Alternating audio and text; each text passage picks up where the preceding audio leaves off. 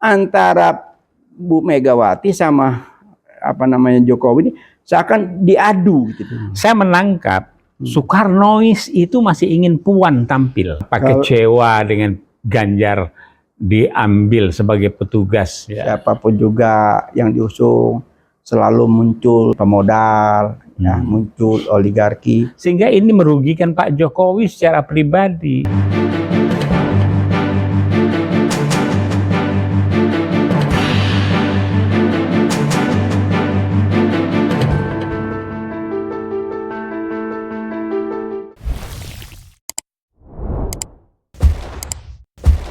Assalamualaikum warahmatullahi wabarakatuh. Waalaikumsalam warahmatullahi wabarakatuh. Jumpa lagi di Khas Channel by Empiris.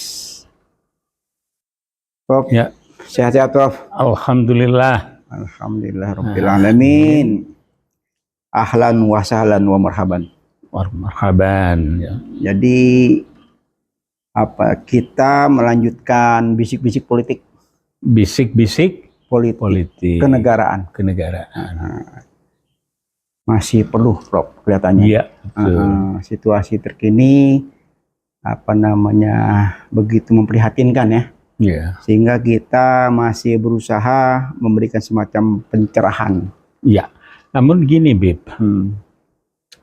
Ini ada berita dunia yang menggoncangkan sumbu permasalahan di dunia juga. Oh ya? Terpilihnya kembali Erdogan. Nah, ini patut kita ucapkan selamat karena tegaknya demokrasi di belahan Asia Eropa. Ya, karena Turki ini ada di Asia, ada di Eropa, ya. Nah, jadi Presiden Turki. Ya, Erdogan. Masya Allah. Yang Barakallah. Ya, tabarakallah. Erdogan. Ya. Dan patut diketahui 70 tahun ya bahasa Arab disingkirkan oleh Kemal Atatürk. Kemal Atatürk ya. Kemudian pengajian dipinggirkan, azan diturkikan ya. Jadi tapi dalam 2 periode Erdogan mengembalikan itu semua.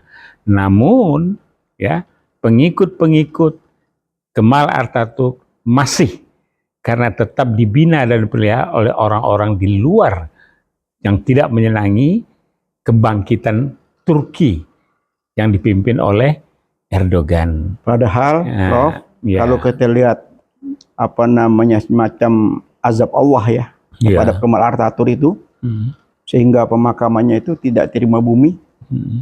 Begitu dahsyatnya, itu bukankah merupakan contoh ya. Tapi itu muhabalah bukan tuh? Itu bukan mubahalah, bukan, tapi itu laknat Allah. Oh, laknat Allah. Ya, Allah tunjukkan bagaimana Fir'aun tenggelam dan sampai sekarang jasadnya masih ada. Bagaimana seorang Kemal Atatürk yang kejam pemimpinnya terhadap umat Islam itu juga Allah tunjukkan juga. Ini kan semacam pelajaran. Pelajaran yang harus kita ketahui dan kita kita jadikan contoh. Kan luar biasa. Di Allah memberikan satu petunjuk yang konkret. Jadi legasinya tidak ada yang positif ya. Firaun tidak ada yang positif, Atatürk tidak ada yang positif ya. Nah, bagaimana kalau di negeri tercinta kita ini NKRI? Kan banyak juga dengan sudah 9 presiden nih, gimana ini Ya, itu tadi selalu kita mengingatkan di cawe-cawe ini karena masih ada waktu ya. Masih ada kesempatan yang seperti kita bicarakan awal tadi, karena pemimpin itu adalah semacam itu satu tugas dari Allah sebetulnya. Terpilihnya itu Allah yang meridhoi sebagai pemimpin. Nah, baik buruknya itu kalau memang sudah banyak buruknya, banyak yang mengingatkan gitu. Makin hari makin banyak mengingatkan. Nah, semakin banyak diingatkan, dia mesti flashback ke belakang, lihat pemimpin-pemimpin sebelumnya seperti yang aku bilang tadi. Bagaimana Erdogan terpilih kembali dengan halangan segala macam cara, dia masih bisa terpilih. Kecintaan rakyat kepada dia, kita rindu, Prof. Ya, rindu kepengen punya pemimpin seperti itu. Iya, kita kan punya pemimpin ya. Bung Karno, walaupun di dalam perilaku politiknya juga ada yang melukai umat ini, tapi legasi dia sebagai proklamator itu masih diterima dan masih dikenang, masih melekat. Walaupun sempat demokrasi terpimpinnya ya, kemudian bergandengan dengan Aidit, berusaha membubarkan Masyumi dan HMI ya, namun ya sejarah mencatat legasinya masih bisa diterima lah. Ya. Begitu juga Soeharto. Ya. Jadi Soeharto ini juga tidak baik semua, tapi sekarang yang muncul dari masyarakat adalah kebaikan-kebaikan Soeharto. Padahal dia tuh the smiling general with authoritarian. Tapi pembangunan berjalan, utang sedikit, jadi tidak meninggalkan beban yang berat secara aset tidak ada yang dijual begitu ya. Kemudian kekayaan alam masih bisa dikontrol, oligarki terkontrol. Jadi legasi Soeharto masihlah dengan Atinnya, masjidnya apa ya. Nah, kita masuk yang berikutnya. Siapa? Gus Dur.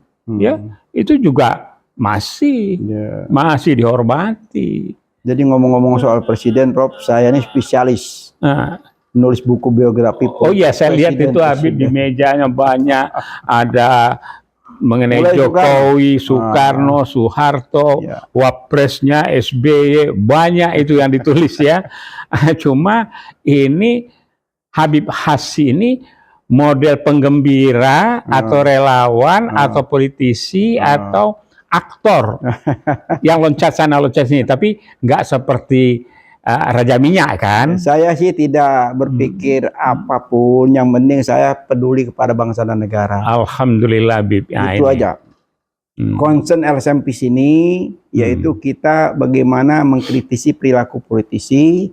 Setiap 5 tahun sekali kita merupakan semacam tradisi, kita meneropong calon presiden, kita usung, kita dukung, kita publikasikan tentang calon terbaik ya dengan nawa itu ya bagaimana bangsa ini pemimpin yang baik. Tapi saya ingat Habib ini kan dulu relawannya Jokowi ini, Jokowi JK ini. Makanya, sekarang kok kurang seret atau barangkali mau menyampaikan sesuatu pada Jokowi sebelum dia turun 2024 ini. Barangkali ada begitu. Dan mungkin terkait musrah yang kemarin ini. Iya, jadi waktu itu kita kan 2014 itu kan ada ratusan relawan. Betul, ya. Yang berhimpun, waktu itu kita berhimpunnya di bawah Seknas ya. Sekretaris Nasional di bawah pimpinan Eriko Sutarduga dari PDI. Itu khusus relawan dibina di situ, dan waktu itu sebagai yang mengelola tentang tim pemenang itu namanya DNJA. Jadi DNJA ini salah satu punya kemampuan untuk memanage bagaimana tim pemenangan. Seperti halnya Fox Indonesia waktu itu ya. Oh gitu. Pak Zul ya, adiknya Andi Balarangeng. Itu namanya Fox Indonesia. Jadi banyak sekali profesional di bidang itu banyak sekali. Nah waktu itu di 2014 tuh DNJA itu yang dipakai. Ya, dan Megawati all out mendukung Jokowi waktu itu. Bukan mendukung, mengusung ya. Mengusung malah ya, mengusung ya. Kalau orang mendukung belum tentu digendong ya, tapi kalau mengusung tuh dia bawa itu kan. Dan dia kawal, dia ikuti terus, dia sampai detik-detik terakhir pun tetap Megawati itu concern. Dia yang menjadikan dia bertanggung jawab. Iya, bertanggung jawab. Nah, mengusung tadi ini kayak orang ngusung ke kuburan tuh kan ngusung itu keranda kan. Tapi bukan itu maksudnya kan, tapi membesarkan Jokowi jadi presiden. Hebat Bu Mega ini. Hebat. Tapi belakangan kok kayak Ganjar ini artinya piala emas betul nih, berebut ini antara Bu Mega dengan Jokowi ini. Sebetulnya kalau lihat bukan berebut, Rob. Jadi lebih ke melihat karena Bu Mega ini kepengen terah Soekarno ini tetap berjalan, inginnya itu kan Mbak Puan. Iya betul. Nah, kepengennya, tapi kan sampai sekarang masih ada peluang. sangat luas peluangnya. Nah, sementara di sisi lain Ganjar ini dibesarkan oleh kelompok-kelompok tertentu yang membesarkan sehingga namanya besar begitu hebat. Dari 2 tahun lalu itu sudah digaungkan, sudah diorbitkan, sudah dijual ya. Iya. Sudah masuk ke area pemasaran lah. Iya, ini sosok pemimpin masa depan. Iya, gitu. Dengan lika-liku kehidupan bersama pornoisnya begitu. Saya nggak masuk. Nggak masuk ke sana ya. Ini saya kan nyampaikan tanggapan masyarakat. Mungkin tidak banyak, sedikit, tapi perlu catatan juga. Perdana Menteri mundur, calon presiden mundur, di Amerika juga, di Eropa gitu, di Asia. Ini baru terjadi kemarin ini. Ya, jadi itu memang lika-liku perpolitikan kita ini sedikit lucu, Prof. Iya, gimana Bib lucunya? Sebetulnya kalau dari pengamatan, ya nggak usah intelektual ya, orang-orang biasa aja, orang awam ya. Orang-orang awam itu kayak pedagang-pedagang di pasar, kayak tukang ban, tukang itu, mereka tuh heran gitu loh. Kenapa kok seorang Jokowi yang sudah duduk di tahta tertinggi diremehkan oleh perilaku segelintir relawan gitu loh. Kenapa kok mau gitu loh? Oh, ini kaitannya dengan Musra, acara yang kemarin itu, Musra itu kan hanya kelompok kecil wartawan yang organize begitu? Bukan wartawan. Relawan? Relawan. Itu ada 18 relawan yang masih ada di kelompoknya Projo. Ya. Sementara sudah ratusan relawan sudah bergabung ke Ganjar. Nah, Ganjar Mega kan? Iya, jadi akhirnya antara Bu Megawati sama Jokowi ini seakan diadu gitu loh. Seakan diadu-adu gitu loh. Ini kan sayang gitu loh. Jadi adu, jadi bisa terbelah ini PDIP. Nah, ini sekarang publik melihat ini keterbelahannya semakin kelihatan sekali. Dan tapi kalau terbelah itu kan 2, tapi ini sepertinya belah 3 karena begini, Bib ya. Saya menangkap Soekarnois itu masih ingin Puan tampil. Nah, jadi ada kelompok pendukung Puan, Soekarnois sejati, kemudian terahnya ada kelompok yang Ganjar, kemudian satu lagi yang di-maintain oleh Pak Jokowi ini. Ya, kalau masalah Soekarnois itu kan sudah menjadi platform partai PDIP. Iya. Ya kan sudah jadi patokan siapapun. Tapi kembali yang seperti Prof bilang tadi bahwa Ganjar itu Soekarnois, ya mau nggak mau. Tapi yang saya maksud tuh terahnya ini kan adanya di keturunan. Betul. Nah, gitu loh, semacam kerajaan ya. Jadi kita melihat situasi terkini itu ya rata-rata pemimpin partai, ketua umum partai itu kepengen kalau bisa ya istilahnya dia tuh kekuasaan ini turun-temurun gitu loh. Iya. Tapi wajar-wajar saja. Zaman kerajaan pun seperti itu kan. Jadi kayak wakaf nih ya. Ada wakaf zuri ya. Yang turun-menurun ke keluarga selama ya. Itu baik dan punya kemampuan, why not. Gitu. Selama baik buat bangsa dan negara, memang kita butuh pemimpin yang bagus. Katakan orang tua sebagai presiden, dia bina anaknya, dididik, diajarin bagaimana jadi presiden, itu bagus. Ya, jadi balik lagi masalah tadi ya. Musra, Pak Jokowi dan legacy. Nah, kemarin ini sepertinya Prof Didik Rohbini itu keras sekali memberikan komentar terhadap nuansa Musra itu. Bagaimana itu, Bib? Yang Abi tangkap bagaimana itu? Ya, karena saya lihat ini terpecah belahnya antara sudah kekompakan Bu Mega sudah menentukan Ganjar sebagai calon presiden, sementara di sisi lain ini ada mengusung nama-nama lainnya, sehingga terbuka di publik ini bahwa ini masih belum kompak, masih belum ada yang ikhlas. Ya, karena katanya itu yang mengikuti ya dari menit ke menit, detik ke detik, kok enggak ada ya semacam sinyal keras dari Pak Jokowi untuk dukung itu Ganjar.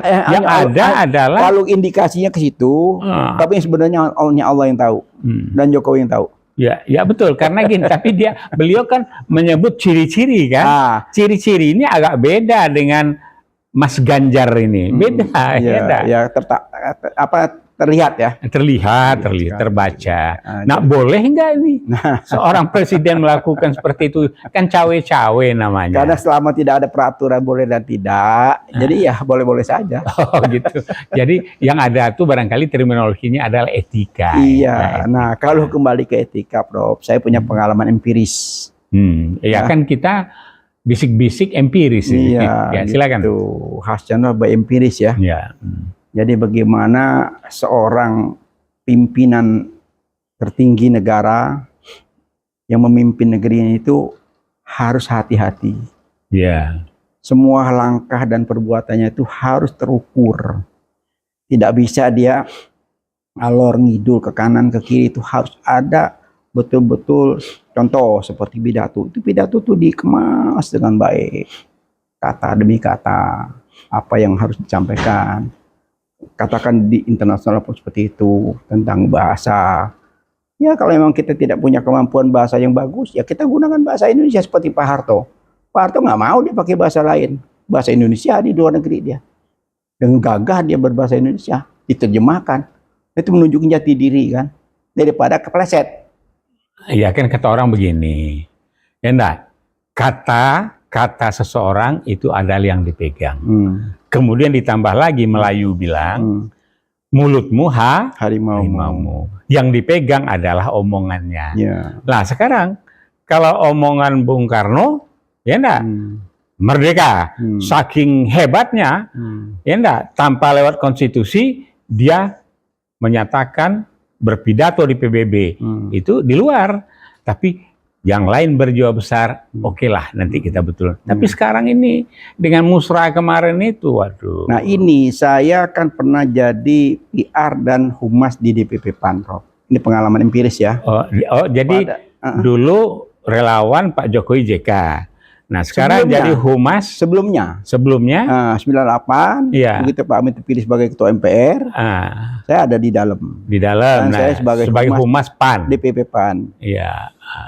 Nah jadi kita menjaga dengan baik bagaimana seorang Amin Rais ini, Profesor Amin Rais ini harus ke publik itu bicara hati-hati.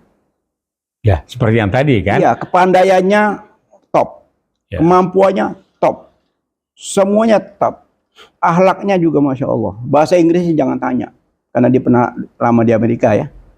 Jadi nah, pada saat beliau terpilih sebagai ketua MPR, saya di humas itu namanya PR dan humas. Iya. Nah, di situ kumpulan semua wartawan yang ada di situ. Jadi setiap langkah apapun Pak Amin itu kita kawal, termasuk anggota DPR yang terpilih, fraksi reformasi. Nah, saya diam-diam koordinasi dengan wartawan. Saya di belakang layar, koordinasi dengan wartawan. Kamu wawancara Pak ini. Karena saat itu kan belum ada yang terkenal. Nah kalau sekarang, kalau Pak Jokowi PR-nya siapa ini? Nah ini yang saya mau soroti. Saya mau kasih masukan. Karena waktu Pak Amin itu kita kawal dengan baik. Ada acara waktu itu, TV kan belum banyak, Prof. Iya. Ini pengalaman ya. TV belum banyak, ada acara tuh di TVRI itu acara 2 jam saja. Iya, 2 jam saja. Kalau sekarang kan itu populer itu. Wah, 2 jam saja itu. Zaman itu kan. Itu ditunggu-tunggu. Iya, karena TV kan dikit. Betul. Nah, kalau sekarang kan ada kan Ilyas ya, ada ILC kan segala macam kan. Waktu itu hanya TVRI 2 jam saja acara yang betul-betul menarik yang ditunggu oleh publik gitu. Saya menghadap Amin, Pak ini ada acara bagus. Gimana kalau Bapak tampil 2 jam di publik, wawancara langsung. Baik banget, siap gitu. Acara itu selamanya kan ada di gedung DPR RI. Sekarang masuk ke studio nih ya. Nah, saya bilang Pak Amin, saya tidak mau kalau di gedung DPR RI, saya maunya di gedung DPR. Jadi acara itu dibikin di terasnya gedung DPR di atas, buka itu kan keren loh. Jadi kelihatan hijaunya gitu. Jadi acara 2 jam saja tuh sangat menarik. Seorang Pak Amin Rais menyampaikan ke publik tentang gagasannya, tentang idenya, tentang apa di forum terbuka 2 jam saja itu sangat menarik sampai beberapa episode. Nah waktu itu gadanya Usi Karundeng. Iya. Kelihatan beliau masih hidup dan ini semacam saya mengingatkan kembali bahwa pernah terjadi suatu bagaimana membesarkan Pak Amin itu dari segi publikasi. Kita jaga betul. Jangan sampai kepleset. Artinya optimasi IT yang terbatas dulu bisa membuat citra dan pengenalan seseorang, termasuk isi dan pesan-pesan dan kebolehan beliau begitu. Iya. Lah sekarang kalau di Pak Kita Jokowi wanti-wanti siapa ini? Mbak Usi Karundeng, tolong isu ini jangan diangkat. Isu-isu yang sensitif jangan diangkat. Karena waktu itu kita mengawal Pak Amin sebagai ketua MPR. Ya. Kan era reformasi itu kan begitu gegap gempita ya. Semua elit itu muncul, kebebasan berbicara begitu luas semuanya. Jadi kalau sampai terpancing sedikit pun Pak Amin dengan statement-statement yang ini, itu kan akan jadi blunder. Betul. Nah, alhamdulillah beberapa episode itu keren. Nah, itu nanti waktu-waktu bisa kita lihat ya. Dokumentasi itu masih di TVRI itu masih lengkap ya. 2 jam saja dengan tokoh Profesor Dr. Amin Rais. Nah, dalam kaitannya musrah ini, itu yang saya mau soroti. Ya kalau musrah itu kalau yang didengar di YouTube, ya bagaimana dengan berapi-apinya Pak Jokowi, ya enggak, kemudian memberikan ciri-ciri, tidak pernah menyinggung secara lugas dan jelas Ganjar Pranowo, tapi ciri-cirinya mengarah kepada satu kandidat lagi, begitu. Ini apa sebetulnya ini? Apa kecewa dengan Ganjar diambil sebagai petugas ya partai untuk presiden lagi atau bagaimana? Sedangkan di sini kan Pak Jokowi belum dicabut sebagai petugas partainya. Ya, jadi waktu itu di wawancara saya lihat di TV itu relawan mengatakan bahwa ini dari 2 tahun lalu memang Pak Jokowi meminta hal ini gitu loh, meminta semacam diadakan musrah ini dari 2 tahun yang lalu, dan mereka udah rapat tiap minggu, udah dikondisikan. Tapi ini kan sudah menyalahi kaidah, Prof. Kaidah atau kaidah bernegara. Undang-undang tidak tertulis. Nggak ada. Atau paling etika barangkali. Iya, enggak, lebih ke legal formal, nggak ada. Legal formal, nggak ada begitu. Ya bagaimana? Kan ini kan apa namanya, arenanya partai politik. Ya kan, bukan arena relawan. Relawan itu pada saat mendukung, oke, sampai selesai terpilih. Begitu terpilih seorang presiden dibantu oleh relawan, tugas relawan selesai. Dan kemudian dia tidak boleh minta apa-apa kan, namanya juga relawan. Iya, itu. Jadi tidak ada lagi tuntutan-tuntutan, apalagi ikut mengendalikan. Nah, ini cuma barangkali dia menjadi kontrol ya. Iya. Dia lihat nih. Iya, kalau saya kayak LSMP sini waktu SBY jadi presiden, kita dukung, kita awasi, dan kita kritisi. Itu aja tugasnya, bukan kita cawe-cawe ke dalam. Kita tidak cawe-cawe ke dalam minta proyek, enggak. Enggak ada. Saya enggak pernah cawe-cawe minta proyek ini karena saya kemarin dukung, enggak. Sama halnya Jokowi kemarin. Setahun beliau jadi presiden, saya masih nempel. Saya mengkritisi waktu itu, begitu ekonomi mulai nyungsep, saya bikin surat langsung ke istana, saya kirim langsung. Muncullah paket kebijakan ekonomi pertama. Setelah 2015 saya protes. Ekonomi kita kok semacam ini. Nah, ada tanggapan. Saya lihat itu ya. Saya lihat waktu Muhaimin Nasution ya, waktu itu Menko Perekonomian. Muslimin Nasution ya. Nah, Muslimin Nasution sebagai Menko Perekonomian itu langsung mengeluarkan paket kebijakan pertama, paket kedua. Nah, saking banyaknya paket jadi bingung orang. Paket pertama belum jalan, muncul 2, 3, 4 berseri ini paket. Ya, nah itu. Saking banyaknya paket berseri hingga bingung nih apa yang mesti dilakukan.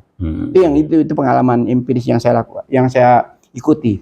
Nah, setelah itu ya udah, saya melihat berarti ini tidak bisa lagi saya dengan hati saya tidak apa namanya, tidak bisa melanjutkan. Stop saya stop, saya tidak ikut cawe-cawe lagi. Saya juga cuma mengamati aja selama sekian tahun. Nah, begitu di 2019 kemarin, saya coba bergabung dengan pasangan Prabowo Sandi dengan harapan bisa berubah, tapi kenyataan takdir Allah berbeda, masih beliau terpilih. Alhamdulillah, tidak terjadi pertumpahan darah yang luar biasa.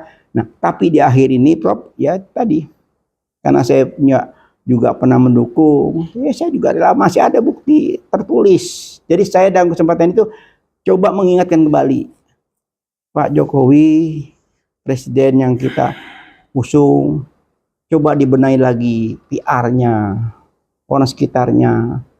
Kenapa kok ditarik-tarik sampai hal-hal yang terburuk?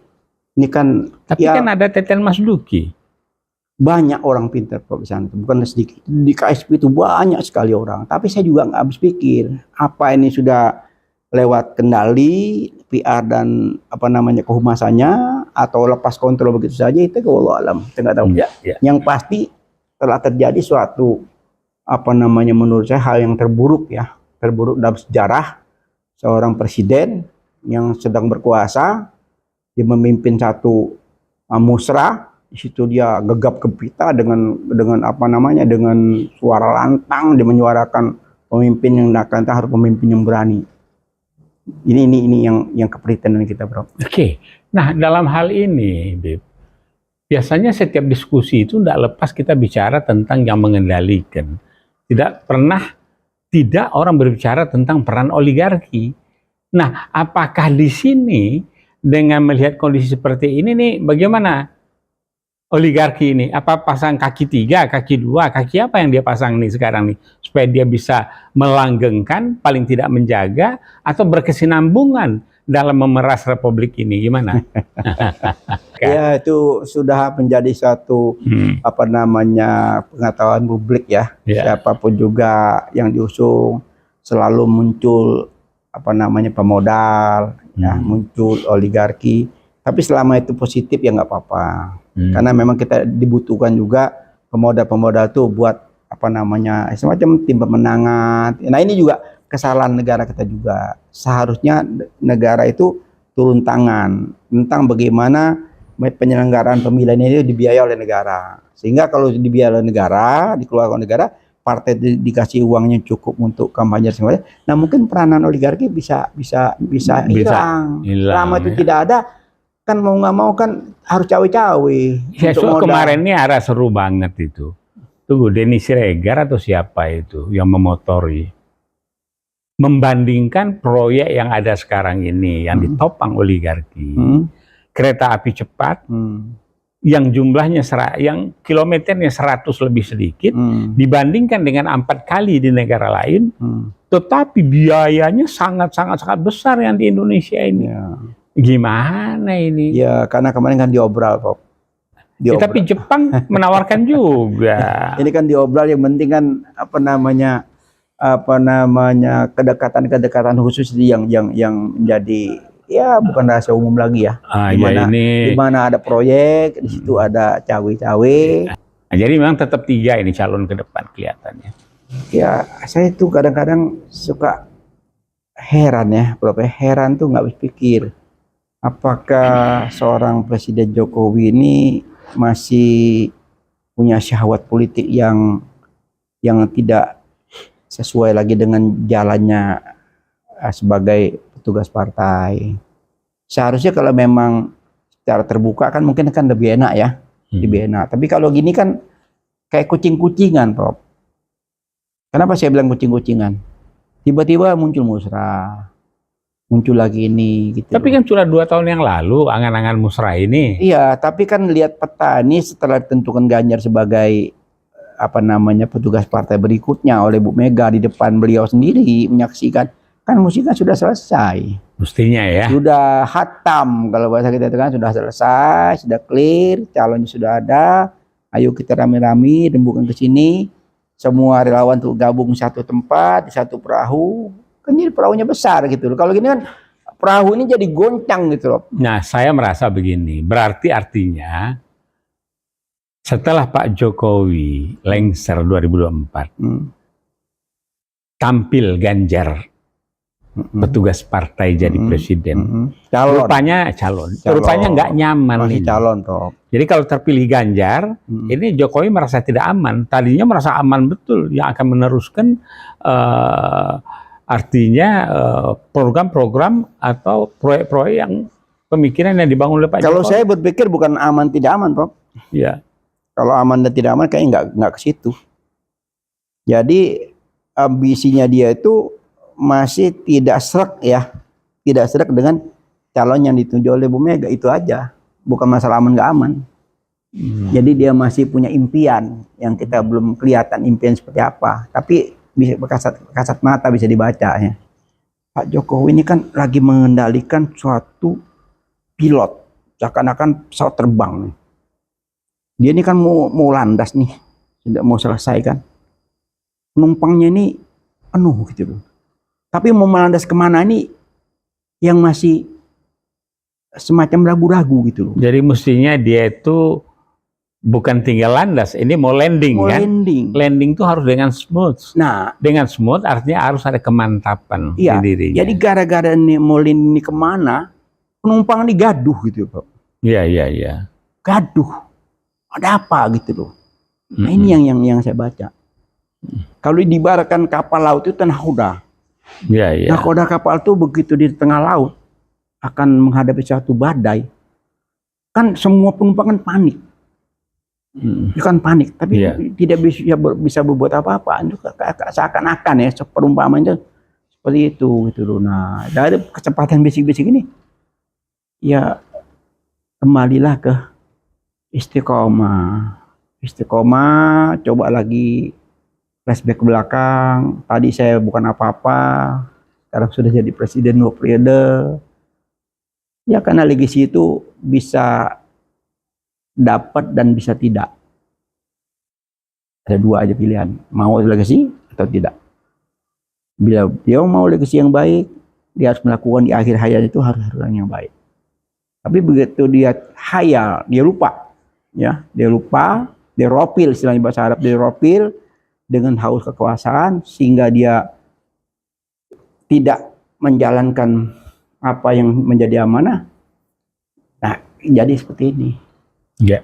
Mungkin kesempatan ini Prof bisa memberikan saran buat orang-orang sekitarnya dia nih, entah humasnya, entah orang. Ya kalau saya melihat begini, surrounding ya, sekelilingnya Pak Jokowi ini.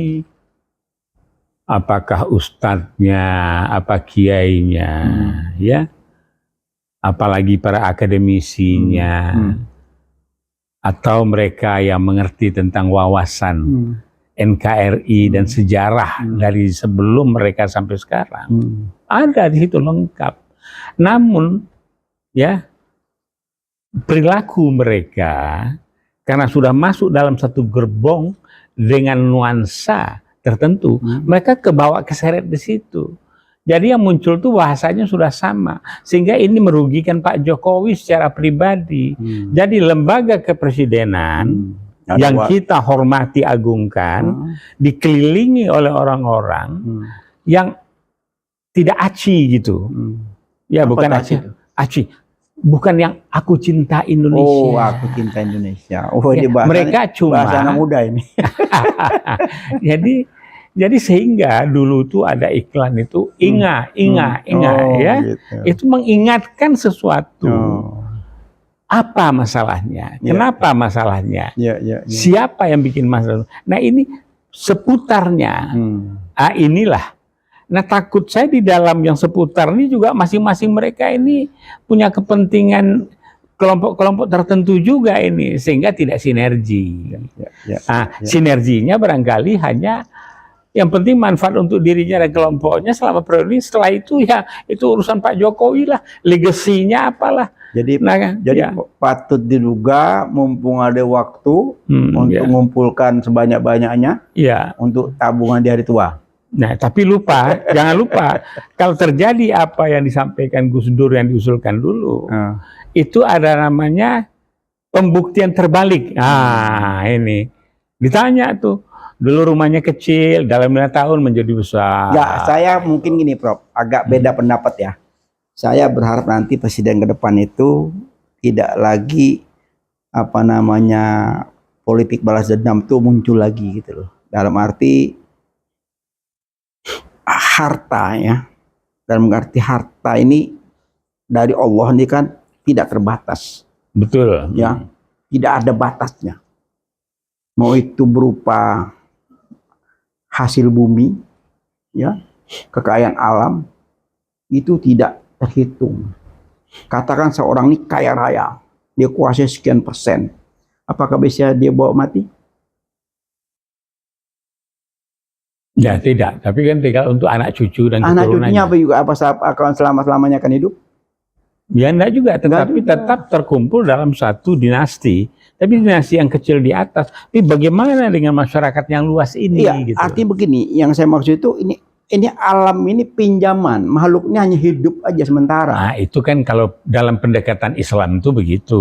Iya, seperti jadi Habib jelaskan. mungkin bukan cuma Islam, semua agama ini alam ini titipan Allah. Ya, Allah memberikan alam ini untuk makhluk. Makhluk Allah jadikan itu dari bermacam agama, ada situ semua. Ini fasilitas yang Allah berikan gitu loh. Contoh, agama apapun senang di dunia ini. Ya kita lihat kan, senang, ada yang senang, ada yang susah. Artinya kalau Allah itu kejam, Allah itu tidak rahim, oh ini yang murtad, oh ini yang tidak taat padaku, hukum, hanguskan. Kan enggak juga, bro. Ya, cuma barangkali ada juga contoh itu untuk mengingatkan kita. Ingat Habib dengan Lagetan di Jawa Tengah dulu. Gunung pindah langsung plek karena maksiat dan segala macam udah ya itu jangan sampai terjadi. Jadi, kan banyak hal-hal begitu murka Allah datang. Nah, saya khawatir, Prof. Saya khawatir ini di ujung-ujung rezim ini tuh istidrat terjadi. Nah, kalau istidrat terjadi itu kita tidak berharap ya. Karena begitu istidrat itu muncul, orang itu tanpa disadari dia melakukan apapun tuh seakan-akan terbaik. Padahal itu Allah memberikan semacam, ya kalau dalam bahasa agama itu istidrat. Jadi la in syakartum la azidannakum wa in kafartum inna azabi lasyadid. Ya. Ya, jadi balik kita bicara tentang musra. Jadi musra ini satu event yang memberikan beberapa sinyal, ya. Sinyal tidak memberikan dukungan yang lugas kepada Ganjar, sinyal bahwa ada yang lain dengan kriteria tertentu yang akan dibangun. Yang ketiga, relawan sendiri yang mendukung musra ini hanya sebagian kecil saja sebetulnya ya. So sebagian besar sudah berada pada kubunya Ganjar Pranowo. Nah, kemudian dari sinyal-sinyal ini itu bisa dilihat ini ada PDIP terbelah. Kalau saya awal tadi bilang ini tiga ini. Satu adalah Trah Soekarnois dengan Puan. Itu yang menjadi keprihatinan saya, Prof. Prihatin itu tadi yang berpikir cawe-cawe sudah selesai sampai Yusuf Kala ikut berkali-kali muncul. Yusuf Kala itu orang yang paling susah muncul di TV. Saya perhatikan jarang dia muncul, jarang sekali tuh. Kalau hal-hal yang luar biasa dia baru mau komentar, baru dia mau muncul gitu loh.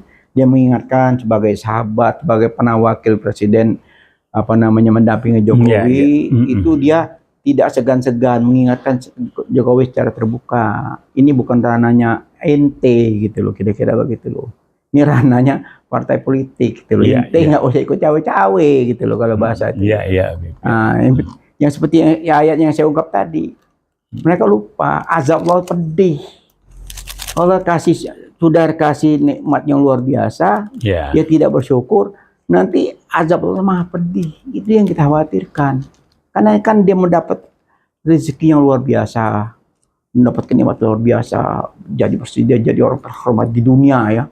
Nah, tiba-tiba akhir-akhirnya banyak orang yang mengkritisi, banyak orang yang memberi nasihat. Ya, termasuk kita juga nggak segan-segan. Andaikan Habib Hasim yang pernah bergabung dengan Jokowi JK, diminta pendapatnya untuk memberikan semacam entah nasihat, entah apalah namanya. Demi bangsa dan negara saya siap, Bro. Ya, Bib. Nah, sekarang walaupun sudah hampir 8 tahun saya meninggalkan ini, tapi di akhir ini, tapi just untuk memberikan nasihat. Lebih dari itu tidak. Jadi karena saya melihat banyak hal orang yang sekitarnya beliau ini, ya asal Bapak senang. Oh, balik lagi zaman dulu dong, ada ABS itu. Ya, itu. Itu yang terjadi. Saya ingat jadi Pak Harmoko almarhum jadinya. Persis. Ya. Persis Harmoko. Ingat Harmoko, saya juga ingat. Bapak jangan mundur. Terakhir Bapak mundur. Kan itu yang terjadi kan? Iya. Padahal dia mempertahankan. Waktu itu Lee Kuan Yew bilang, Pak Harto, Anda turun saat ini bagus. Anak-anak Anda jangan ikut terjun di dunia bisnis. Itu nasihat Lee Kuan Yew sebagai sahabat kepada Pak Harto. Kalau Anda tidak melibatkan anak-anak sebagai bisnis dan bahwa pada periode Anda turun, nama Anda kan begini. Tapi yang namanya musibah itu, Prof, jadi ada di Quran tuh, jadi harta dan anak itu adalah fitnah. Ya, salah satu harta dan anak yang bagai fitnah. Jadi gara-gara anak, orang tua bisa celaka. Cuma sekarang kan di dalam perjalanan hidup, dalam apapun, bahwa manusia itu cenderung untuk membanding-bandingkan. Nah, diadakanlah komparasi, banding-bandingkan era Pak Karno, era Pak Harto, era Habibie, era Hano, era Jokowi. Nah, sekarang Pak Harto ini udah banyak belum muji-muji ini. Ya memang otoriter, memang keras, memang ini, tapi hidup baik, ngomong bisa, apa kan begitu kan?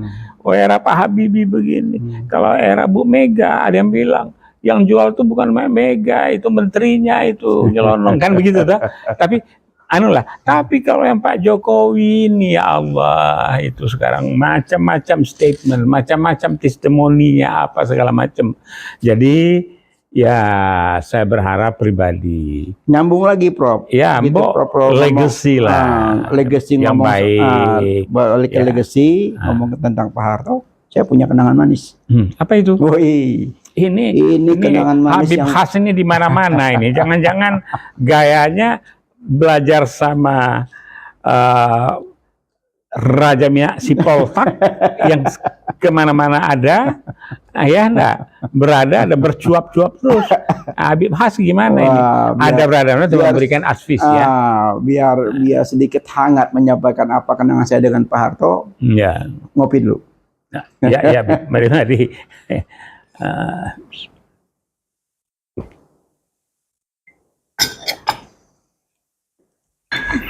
Jadi pada saat Pak Harto lengser, semua terharu, ya, semua terharu, dan kita memberikan acungan jempol. Seorang penasihat waktu itu Profesor Yusril, ya, sekarang masih hidup. Beliau, kalau nggak salah, beliau yang memberikan konsepnya itu, Pak Harto berhenti dari presiden. Nah, setelah itu kan ada proses hukum segala macam apa, terakhir endingnya beliau tidak dihukum. Tapi saat beliau wafat itu masih banyak gonjang-ganjing yang menghina beliau. Yang menghina beliau, membongkar keburukannya, bla bla bla bla bla bla. Saya terusik, Prof. Saya terusik, buku itu saya jadikan bukunya Presiden Soeharto. Di situ ada ayat Qur'annya yang saya kutip di dalam sambutan saya, dalam pembukaan buku itu, saya cantumkan ada ayat Al-Quran, mungkin saya sebut arti saja. Jadi apabila engkau menghina, menghujat, ya, menggibah saudaramu sesama Muslim, niscaya engkau itu seakan memakan bangkai saudaramu. Ya. Saking buruknya menggibah dan menghujat orang itu, saking buruknya itu sampai seperti itu. Nah, jadi buku ini saya jadikan, saya bedah, Prof. Saya bedah di Gedung Juang. Saya panggil semua orang secara terbuka, saya bedah buku Pak Harto. Di situ saya bicara. Nah, sejak buku itu saya bedah, saya panggil keluarga Pak Harto juga, tapi satu pun nggak ada yang datang. Tapi loyalisnya kumpul semua tuh, penuh di Gedung Juang. Kita buka, kita bedah satu persatu. Poinnya hanya saya mau menyampaikan kepada bangsa ini, kita ikutlah seperti Amerika. Amerika itu kan bangga dengan presidennya. Tidak ada presiden yang dihina oleh masyarakat Amerika. Dia bangga dengan I'm Amerika. Karena presidennya dihargai. Nah di sini saya kepengen sama gitu. Dan sejak itu alhamdulillah. Nah, ya betul. Alhamdulillah mereda, Prof. Ya, mereda hujatan-hujatan itu kepada orang yang sudah meninggal. Karena di dalam Islam itu agama yang jelas-jelas tidak boleh menjelek-jelekkan, membuka aib orang yang sudah meninggal. Karena itu tidak boleh. Begitu besar hukumnya. Jadi baiknya kita buka, buruknya kita tanam jauh-jauhnya. Oke, nah sekarang kembali kepada Allah. Ya, ini saya potong Bib ya. Disitulah besarnya tokoh-tokoh Masyumi. Coba, Buya Hamka ditahan bertahun, nggak di sidang-sidang. Tapi sebelum wafat, Bung Karno berpesan, tolong beritahu Buya, sholatkan saya. Itu Masyumi, Buya Hamka. Belum lagi Pak Natsir, Safrul, dia tetap hormati, ya. Soekarno tetap pada porsinya. Sebab apapun dia telah menorehkan satu proklamasi kemerdekaan, bahwa dalam perjalanan hidup ini terjadi fluktuasi perubahan, ya enggak? Nah itu. Ini ngomong Buya Hamka, Prof. Nah, ini saya punya lagi nih pengalaman empiris nih. Kakek saya itu namanya Habib Idrus bin Umar bin Syahab. Beliau itu orang yang soleh. Kerjaannya tiap hari baca zikir. Di umur usianya sekitar 80 ke atas, itu meninggalnya di hampir umur 100. Itu kerjanya cuma zikir doa, sholat, itu aja kerjanya. Tiap hari dia dengerin ceramahnya itu paham kah? Abdul Syafi'i tiap hari didengerin radio. Waktu itu kan TV kan masih dikit. Jadi yang tiap hari didengar tuh, kalau dia tidak mau bicara kecuali bicara agama. Begitu kita ngomong soal ngalor ngidul, dia nggak mau ngomong. Ya pokoknya bicara agama. Jadi tiap hari telinganya itu hanya mendengarkan ceramah Hamka, Abdul Syafi'i, itu siapa lagi. Nah, saya penasaran, apa sih kelebihan Hamka? Kok kakek saya ini begitu? Saya temuin, Bro. Saya temuin di Al-Azhar. Saya waktu itu tidak ada dokumentasi. Saya datang ke Profesor Dr. Hamka, dan saya kebetulan kenal baik sama salah satu menantunya, Pak Sofyan. Oh, Sofyan. Nah, Pak Sofyan sampai sekarang kan masih ada ya. Ya, ketemu Sofyan. Nah, itu waktu saya ketemu Buya Hamka tuh, saya belum kenal dengan Pak Sofyan, belum. Saya datang, saya temuin, saya lihat wajahnya. Nur. Wah. Jadi sangat terlihat orang yang soleh itu wajahnya itu benar-benar sejuk. Saya sampai sekarang kalau saya ingat dia, saya ingat beliau, saya ingat saya pernah bertatap muka di masjid apa namanya, di Masjid Agung. Sama halnya dengan Habib Saleh Tanggul yang dibilang wali Allah, orang mau ketemu di situ, saya pernah ketemu dengan segala macam cara. Saya ketemu, saya minta doa, dia liatin saya. Termasuk Abi Umar bin Hafiz kemarin, sama juga. Saya pengen ketemu. Allah kasih ketemu. Lihat mukanya bening gitu. Nah, kepengennya saya nanti ini presiden kita ini tuh sama gitu, Prof. Sama karena dia memimpin 200 juta lebih rakyat Indonesia, mayoritas Muslim. Dia tunjukkan bahwa sebagai negarawan sejati.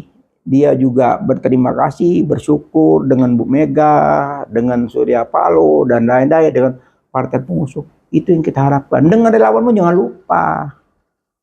Karena sedikit banyak pun saya punya andil. Dan saya juga merasa bertanggung jawab gitu loh. Bertanggung jawab, beliau jadi presiden, saya juga punya andil. Jadi saya merasa berdosa kalau saya tidak mengingatkan. Oke, itu jadi, aja nawaitunya. Jadi artinya kesan-kesan dan pandangan serta penilaian terhadap musrah tadi perlu mengingatkan Pak Jokowi, ya mbok sebelum lengser ini jadilah seorang negarawan. Yakinlah bahwa ya politik balas dendam itu, seandainya Anies yang terpilih, itu tidak ada dalam dirinya, karena Islam tidak mengajarkan demikian. Itu.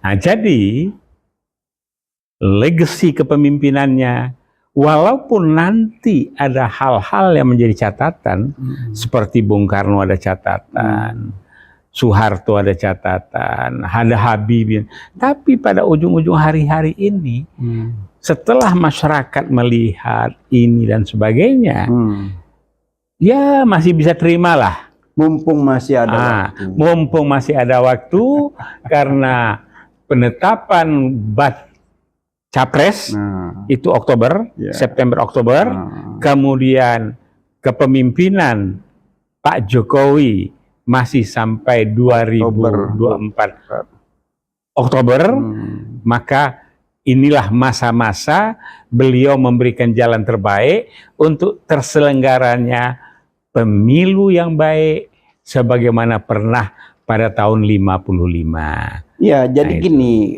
jadi dia harus kumpulkan lagi orang sekitarnya itu.